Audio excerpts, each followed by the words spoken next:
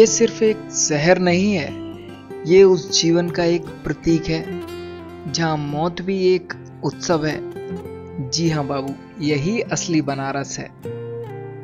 मेरे सीरीज कहानियों वाले भारत का पहला एपिसोड, बनारस।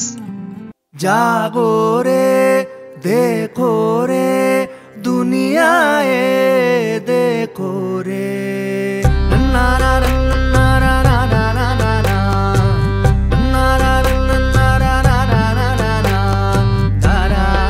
नमस्कार, मेरा नाम है सुमित सिंह और आप हैं कहानियों वाले भारत की सीरीज में। एपिसोड 1 वाराणसी प्राचीनतम शहर। आप लोगों को लगा होगा मैं किसी ऐसी घाट पे या फिर गंगा किनारे बैठ के आप लोगों से बातचीत करूंगा या सीरीज के बारे में बताऊंगा, लेकिन ऐसा संभव नहीं है कि बरसात के कारण गंगा जी का जल स्तर वो इतना बढ़ चुका है, यहाँ की गलियों तक में आ चुका है, जो कि मैं आप लोगों को दिखाऊंगा आगे। तो इस कारण मैं बनारस की घाटों को तो एक्सप्लोर नहीं कर सकता, ना घाटों की वो प्राचीनतम कहानियाँ आप लोगों तक पहुँचा सकता हूँ। लेकिन घाटों के अलावा में जो इसकी प्राचीनतम गलियाँ हैं, सालों साल सदियों पुरानी जो इसकी गलियाँ हैं बनारस की, वो जरूर घुमा सकता हूँ आपको इस तरीके से। अरे बाबू, बनारस और काशी की गलियों में जो कहानियाँ आपको सुनने को मिलेंगी, शायद वो आपको कथा और पुराणों में भी ना मिलें, क्योंकि इसकी हर गली में एक नई कहानी छिपी हुई है। तो इन्हीं कहानी में से एक कहानी मैंने सोची मैं अपनी वीडियो में उतार दूं। जब मैंने कहानियों वाले भारत सीरीज करने की सोची तो मैंने सोचा सबसे पहली कहानी जो मैं लिखूंगा वो होगी बनारस पे, क्योंकि जिस शहर में हजारों कहानियाँ मिले उस पर आप एक कहानी लिख दो तो क्यों ना। यही सोच के मैंने शुरुआत कर दी और अपने दोस्तों के साथ बैग पैक करके निकल गया बनारस की ट्रेन पकड़ने के लिए। बनारस की ट्रेन, वो भी 6 बजे की, वो भी 2 दोस्तों के साथ। लग रहा था ट्रेन तो छूट ही जाएगी, लेकिन नहीं, एक दोस्त हमेशा 3 में से ऐसा होता है जो आपको छोड़ने जाता है। वही था हमारे साथ, ये कृष्णा ये हमको भी ड्रॉप करने आया है कोर्ट स्टेशन तक, और मेरे साथ इस सफ़र में रहने वाला है यशु। Full name Yashvardhan Sharma. कहने के लिए मेरे से 6-7 साल छोटा है, लेकिन मैच्योरिटी में मेरे को लगता है बंदा एकदम जेन्युइन। दोस्त हो तो ऐसा हो, इसीलिए इसको ले जाना सबसे सही समझा। डिसाइडेड हम दोनों जाएंगे एक ही टिकट से। जनरल में एक टिकट लेंगे, एक लेंगे platform ticket, by chance checking मिलती है प्लेटफॉर्म टिकट दिखा देंगे, और एक को अपनी पर्सनल टिकट दिखा देंगे। तो चलते हैं टिकट लेने।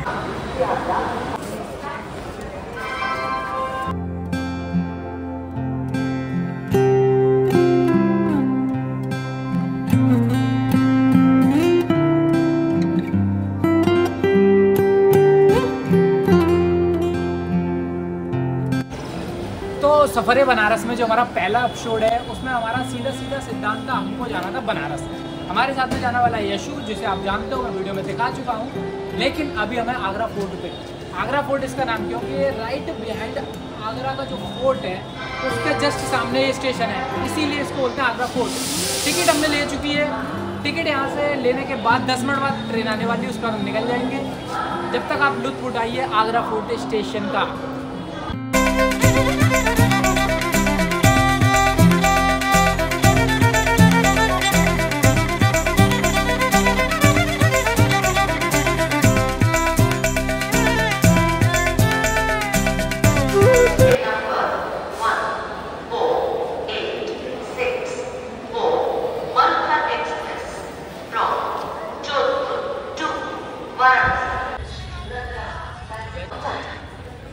जीवन को और असली भारत को जानना है तो आपको एक बार जनरल ट्रेन में सफ़र जरूर करना चाहिए।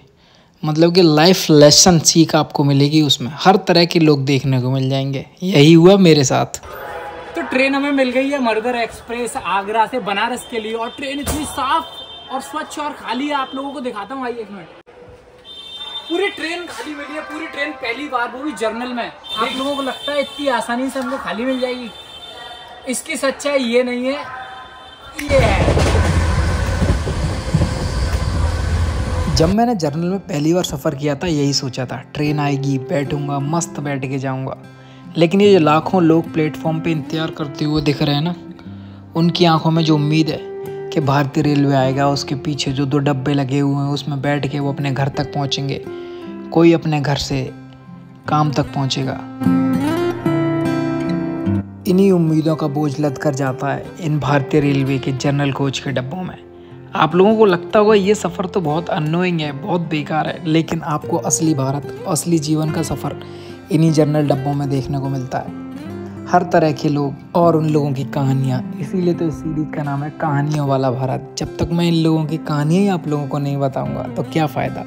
तभी नहीं जा सकता मैं थर्ड AC में, नहीं जा सकता मैं स्लीपर में, मुझे ज़मीन से जुड़ना है। इस सीरीज़ में मेरा महत्व ये नहीं है मेरे को फेमस सिटीज़ के फेमस प्लेसेस दिखाने, नहीं, मेरे को आपको निजी तौर पे, अपने तौर पे आपको मेरे को दिखाने लोगों की कहानियाँ।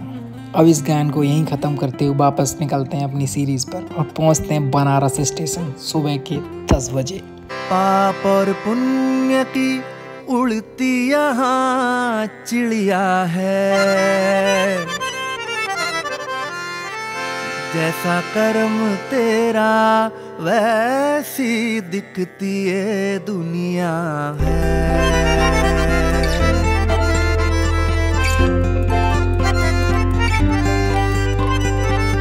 नमक कच्चे कैरी सी गुड़ पारे सी दुनिया ये।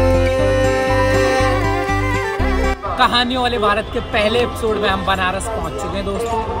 ट्रेन हमारी सुबह 6 बजे पहुंचाने वाली थी, उसने 10 बजे पहुंचाया है। कहानियों वाले भारत के फर्स्ट एपिसोड में आप लोगों को ये एपिसोड इतना पसंद आने वाला है, आपको रूह से वाकिफ़ करा दूंगा बनारस के।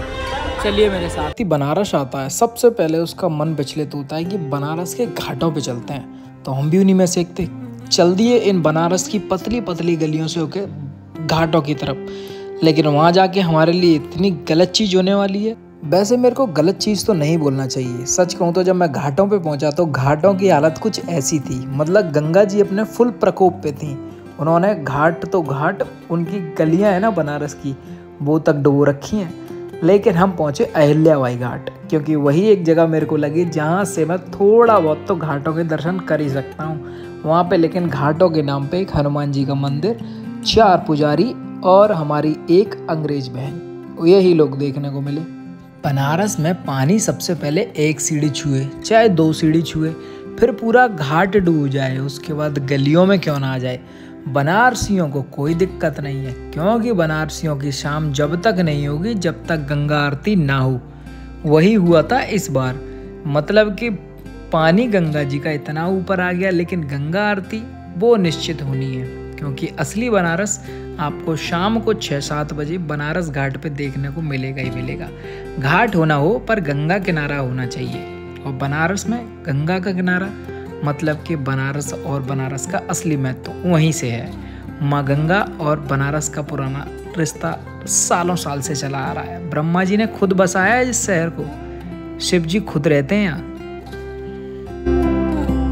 पानी कम नहीं होगी। कब तक नहीं होगा कम? भादो बीजेगा तब। भादो सावन है। सावन बीजे फिर भादो के बाद पानी घटेगा। सर्दियों के टाइम पे है। जब मैंने इस नन्हे बनारसी बाबू से बात करी तो इसने मुझे बताया भादो तक आप घाटों का इंतजार तो करना भूल ही जाइए, क्योंकि जब तक एक बार ये भादों ख़त्म होंगे तब कहीं जाके घाट खुलेंगे और गंगा का जल स्तर कम होगा, तभी जाके आप लुत्फ़ उठा सकते हैं घाटों का। तो मैंने सोचा जब बनारसी बाबू इतना कुछ बता ही रहे हैं तो क्यों ना गंगा जी में डुबकी लगाई दी जाए। और बस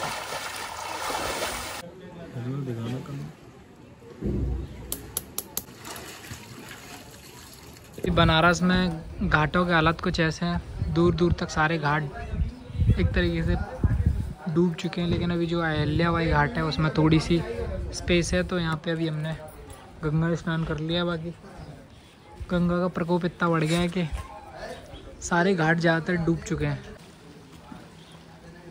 अभी बज रहे हैं दोपहर के 1। अहिल्याबाई घाट से अभी हम निकले, आए तो सारे घाट एक्सप्लोर करने थे, लेकिन नहीं कर सकते क्योंकि पानी का प्रकोप, गंगा जल का प्रकोप ज़्यादा बढ़ चुका है, जिसकी वजह से बहुत मुश्किल है।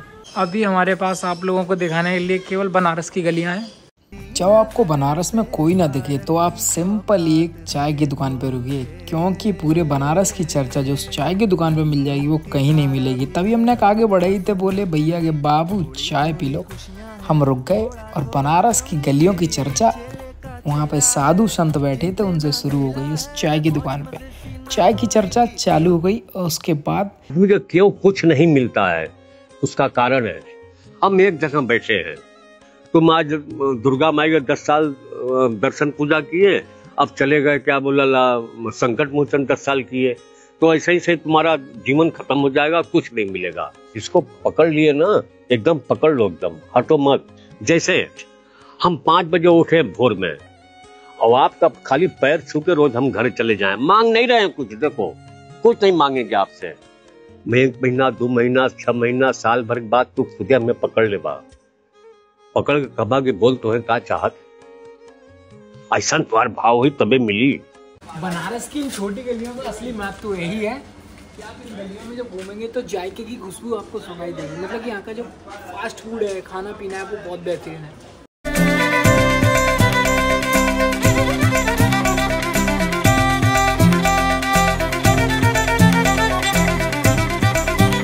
लौंग लत्ता, जी हाँ, बनारस में जब भी आता हूँ इस मिठाई को खा के जरूर जाता हूँ। मतलब इसमें एक अलग ही स्वाद है, थोड़ा सा स्वाद गुजिया से मिलता हुआ है, लेकिन भाई बनारस के जायके में इसको तो स्पेशली शामिल करना चाहिए।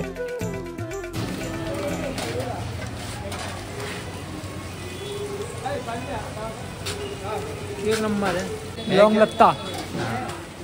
इसको खाने के लिए कहाँ आना पड़ेगा? इसे खाने के लिए बनारस की गलियों में आना पड़ेगा।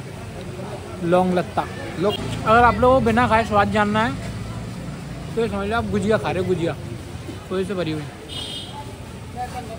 काफ़ी हद तक स्वाद उसी जैसा सेम। उसके बाद मैंने सोचा पहले काशी विश्वनाथ के दर्शन कर लेते हैं, लेकिन काशी विश्वनाथ के बारे में मैं ज़्यादा कुछ नहीं बताऊंगा क्योंकि उनके बारे में आप हर जगह से सुन सकते हो। ऐसा मैं इसलिए कह रहा हूँ क्योंकि मैं बनारस के बारे में बता सकता हूँ, वहाँ जाऊँगा उस एहसास आप लोगों को बता सकता हूँ, वहाँ की गलियों के बारे में थोड़ा सा बता सकता हूँ, लेकिन बाबा के बारे में मैं बताऊँ ऐसा तो पॉसिबल ही नहीं है। मतलब काशी विश्वनाथ के बारे में आप हर जगह से सुन सकते हो, यही मेरा कहना है, सिंपल। अभी मैं हूँ काशी विश्वनाथ कॉरिडोर में। यहाँ पे लॉकर के लिए जो सुविधा है उसमें आप जाओगे तो आप लोगों से बोलेंगे कि लॉकर फ्री है, लेकिन आप जब जाओगे तो आपके जो भी आपकी वस्तु होगी, बैग वगैरह आपका रख लेंगे, उसके बाद बोलेंगे कि आपको प्रसाद अनिवार्य है, लेना ही पड़ेगा। फिर उसके बाद जब आप बोलोगे प्रसाद कितने का है तो नॉर्मल रेट नहीं बताएंगे, वो बताएंगे आपको 400, 700, 800 इस तरीके से आपको बताएंगे, बहुत ज़्यादा प्राइस। फिर आप उनसे रेट सही लगवाओगे, कम ज़्यादा करवाओगे, तब जाके वो थोड़ा बहुत सोचेंगे। लेकिन अगर आपको अपना सामान कुछ भी रखना है काशी विश्वनाथ कॉरिडोर में या फिर यहाँ के बाहर का, ये स्कैम कहूँ या कुछ भी कहूँ, प्रसाद तो सभी लेते हैं, लेकिन ये क्या है,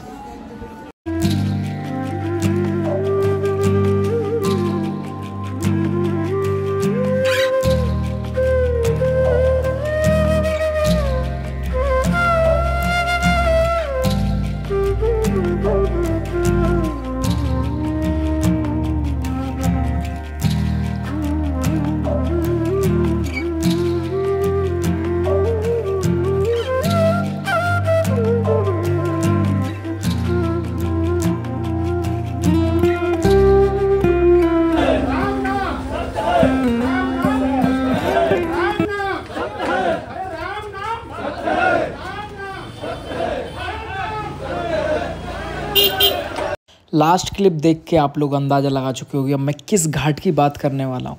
जी हाँ, मणिकर्णिका घाट, जहाँ पे मौत भी किसी से नहीं डरती। आपको समय के अनुसार पता चल जाता है जीवन का सत्य और मृत्यु का सत्य। इसी को कहते हैं मणिकर्णिका घाट। यहाँ पे गंगा का जलस्तर बहुत बढ़ चुका है, अपने हाई लेवल पर है, गलियों में, घाटों में, सब में पानी आ चुका है। लेकिन मणिकर्णिका घाट वो ऐसा का ऐसा ही है, चिता ऐसा का ऐसे रेगुलरली जलती रहती हैं। नाव से लेकर जाते हैं लोग बाग, लेकिन चिता वो जलती रहेंगी। मणिकर्णिका घाट ऐसे ही चालू रहता है हमेशा, यही सत्य है मृत्यु का।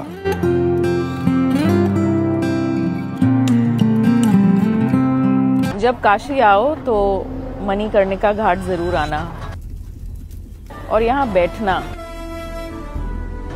और इन चिताओं से डरना मत। अगर ध्यान लगाओगे तो ऐसा प्रतीत होगा कि ये बहुत विशाल यज्ञ चल रहा है और यहाँ एक एक आहुति डल रही है महादेव के नाम की। यहाँ की सुगंध हमें डराती नहीं है, ये किसी साधारण शमशान जैसी सुगंध नहीं है। ये सुगंध है शिव की, ये सुगंध है शक्ति की। ये अनुभव ज़रूर लेना। यहाँ बस बैठकर उस विशाल यज्ञ में अपने मन से हर हर महादेव की एक आहुति ज़रूर डाल देना। नमः पार्वती पते हर हर महादेव।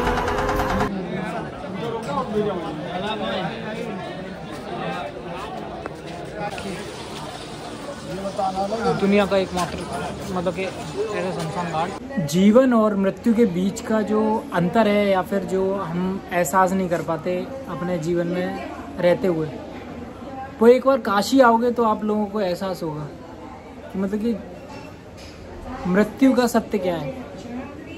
लोगों की सुंदरता, लोगों का अच्छा जीवन, अमीरी गरीबी, इन सब चीज़ों के अलावा में जो जीवन है वो आपको मणिकर्णिका घाटे पे आके आपको पता चलता है। मतलब एक ऐसा घाट जहाँ पे यदि गंगा अपने फुल स्तर पे बढ़ जाए, बाढ़ तक आ जाए, फिर भी वहाँ पर चिता जलना बंद नहीं होती। एक ऐसा घाट, तो ये जीवन की सच्चाई आपको सिर्फ काशी में आके पता चलती है। इसके लिए आप एक बार काशी आएंगे तो आप ये अनुभव कर पाएंगे। अभी हम मणिकर्णिका घाट से आ रहे हैं और जो हमने जीवन में अनुभव करा है यहाँ पे पहली बार आके, मैं यहाँ पे पहली बार तो नहीं दूसरी बार आया हूँ जो, और यहाँ पे सच्चाई है कि कुछ भी हो जाए यहाँ पे चिता हमेशा जलती रहती हैं। लेकिन आज जो मैंने आंखों से खुद अनुभव किया, मतलब कि बाढ़ आ रखी है, गलियों तक में पानी भर रखा है, लेकिन चिता नाव से लेके जा रहे हैं, लेकिन जलाई जाएगी।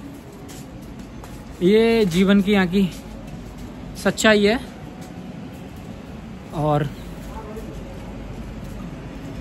द डेथ इज ट्रूथ,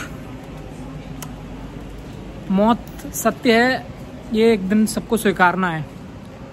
लेकिन काशी आके आपको जीवन में मौत से पहले इस चीज का अनुभव हो जाता है। मणिकर्णिका घाट से होके हम बनारस की गलियों में जा ही रहे थे, तभी एक अंकल पूछते हैं, भाई इतने खोए खोए क्यों, लगता है मणिकर्णिका घाट से आए हो। एक काम करो, बनारस का पान खाओ और अपनी अकल का ताला खोलो। वैसे पान तो हमारे आगरा में मिलता है अंकल, लेकिन ऐसा क्यों बोलते बनारस की पान फेमस है? नहीं, आगरे में हमारे 2-3 रिश्तेदार की दुकान है। एक घंटे वाले के सुने आपने, घंटे पान वाले लोहा मंडी में। यार लोहा मंडी किनारी बाजार में, बहुत पुराने हैं वो। तो फिर ऐसा क्यों, यहाँ का ज़्यादा फेमस क्यों पान? बढ़िया बनाना, मुंह लालम लाल हो जाए।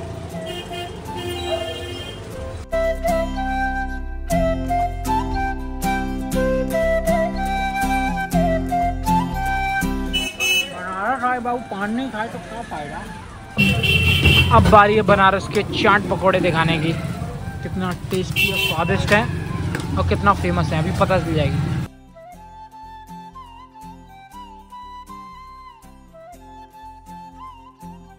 भैया की दुकान पे सन्नाटा, 4 लोगों को देख के मैं तो बुराई भी नहीं कर पाया। सच में टेस्ट में तो कहूँ, मेरे को चाट पकौड़े टिकिया वाले बिल्कुल भी अच्छे नहीं लगे। 0 point out of 10।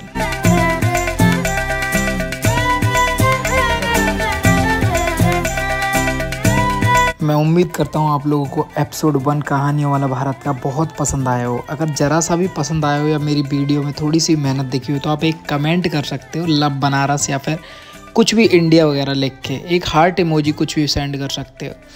Next video में जल्दी लाऊंगा नेक्स्ट वेडनेसडे को। अभी मैं निकलता हूँ घर के लिए, काल भैरव के दर्शन करने के लिए, क्योंकि मानते हैं काल भैरव के दर्शन करके नहीं जाते हो तो आपका बनारस आना सफल नहीं माना जाता है। लेकिन उम्मीद करता हूँ आप लोगों को वीडियो बहुत अच्छी लगी हो और आप लोगों का सपोर्ट और प्यार देखने को मिले। Bye bye, see you, take care. मिलते हैं नेक्स्ट वीडियो में। जय भारत, जय बनारस, जय हो शिव जी की।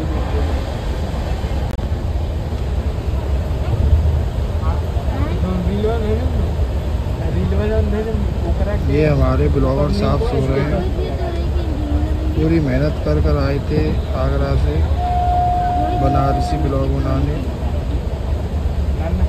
अब देखिए कैसे टांग फैलाकर सो रहे हैं, चेक करिए। राजा ठाकुर, महाराणा प्रताप की जय हो।